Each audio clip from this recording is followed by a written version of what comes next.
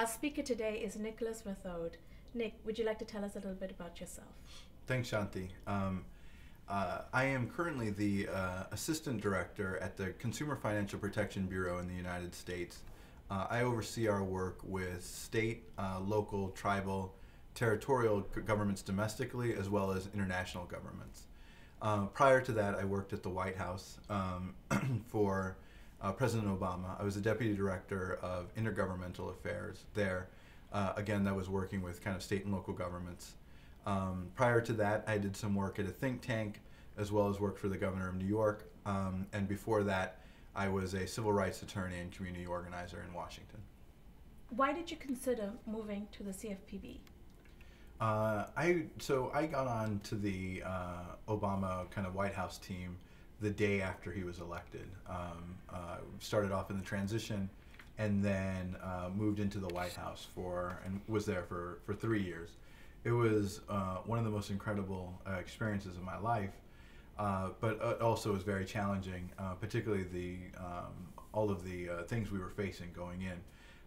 And so I was tired, but also there was this new opportunity and challenge that had emerged out of the Dodd-Frank legislation in DC, and it set up this place, this new agency called the Consumer Financial Protection Bureau, or CFPB.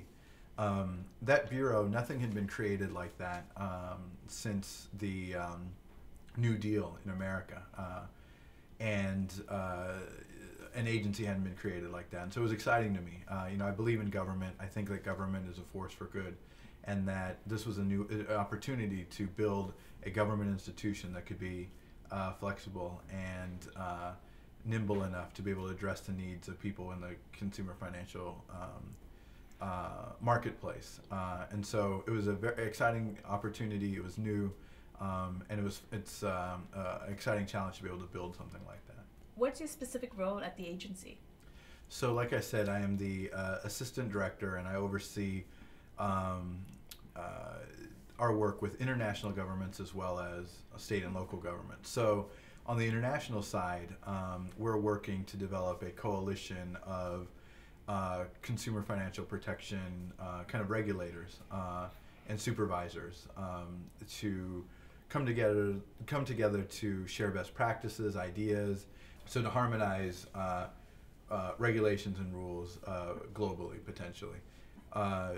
On the domestic side, we work with state attorneys generals, governors, mayors, and others on a host of consumer education, empowerment, as well as enforcement work. And there's a very strong collaboration that occurs, and I help facilitate that. So, are you working on any new exciting projects right now? Well, some of the things, the great thing about building an agency from scratch is that you have an opportunity to really set the agenda and priority in a way that can be the most impactful for people. And so we're working to do that. We're currently focused on a few things. So the student loan market in the United States. Currently, the U.S. collectively, students have, and obviously people who have graduated, have a combined, we owe a combined total of $1 trillion. So it's an epidemic in the United States. So we're working on tools that people can use to better inform their choices going in to school in terms of getting involved and taking on debt. We also work on addressing predatory issues with servicemen and women and older Americans. One of the first rules we wrote was on remittances for immigrant communities and others in the U.S. to make the fees and other things more clear around those. So we're taking on a number of different things right now, which is very exciting, and we're going to continue looking at a host of different other areas just to make the market work better for consumers. That sounds really interesting. In terms of your experience at the White House, for example, what would you consider the most memorable for you personally? I know you're a trained lawyer.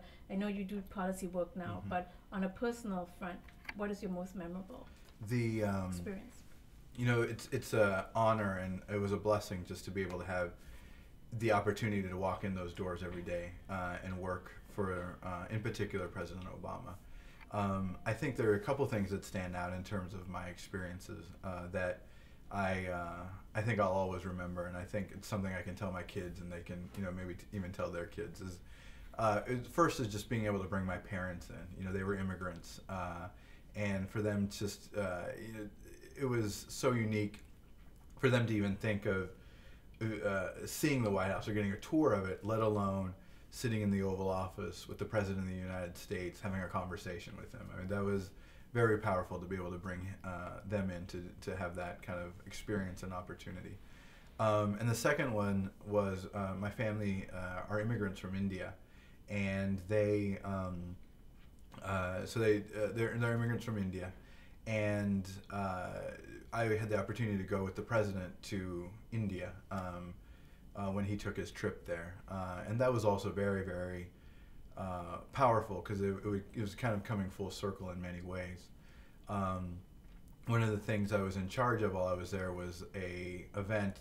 It was Diwali, which is, as you know, a national holiday in India, and the president and first lady wanted to participate in some sort of Diwali event, and so I was in charge of kind of putting that together. And so we did, and we had like children perform, and the president lit the diya. There was a number of things he did. But before going in, the first lady and president were curious about like what the traditions are, and so I kind of shared some of that with them. And you saw kind of the kids bring out the first lady, and she did just an incredible job of reacting to that situation, and like, it seemed like a trained Bollywood dancer. Yeah. She was really good, and the president was, you know, he did a good enough job, but he was good too. So just being there and being able to witness and participate and experiencing, you know, my family's home country in that way was just an incredible thing. On behalf of Osgoode Hall Law School and the Critical Research Lab in Law and Society, we'd really like to thank you for your time and your amazing speech earlier this afternoon and this interview. Thank you so much, and good luck to you. Thank you.